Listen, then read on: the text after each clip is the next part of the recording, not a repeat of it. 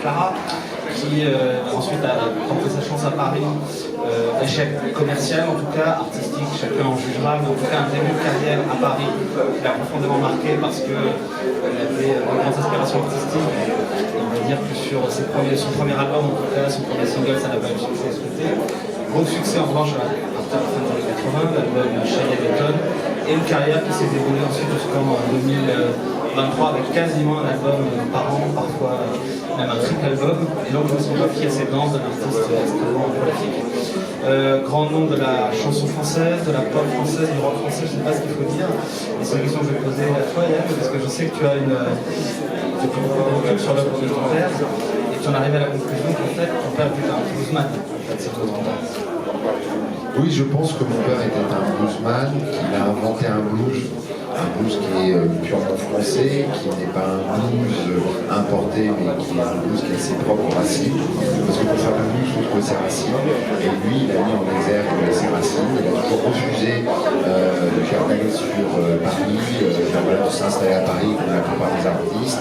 Il a voulu rester dans sa région natale, à quelques kilomètres de là où il a passé son enfance. Après, ça ne l'a pas empêché d'avoir des expérimentations artistiques en allant enregistrer notamment le disque aux États-Unis, d'autres projets qui ont été avortés, comme un projet en Irlande, une tournée en Russie aussi qui a été un peu un échec, avorté. Il y a eu aussi vouloir se frotter à la musique plutôt orientale en Égypte. Donc voilà, il a eu multiples vies et c'est pour ça aussi que le titre du roman, comme il dit, c'est le roman.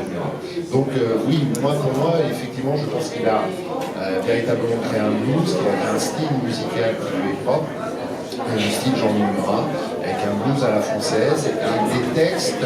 Ce qui est assez étonnant, c'est que ce sont de véritables poèmes, mais ce ne sont pas des poèmes chantés. Ce sont des poèmes qui prennent corps avec une musique et qu'il y a une proximité ou en tout cas une dynamique entre la musique et les textes qui est véritablement très remarquable dans l'œuvre de l'auteur.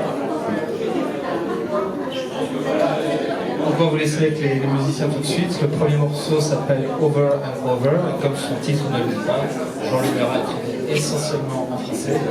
Et c'est un extrait de l'album Toboggan, 2013, l'un des plus dépouillés et brut, vraiment écrit et enregistré quasiment de Tarsi à la maison.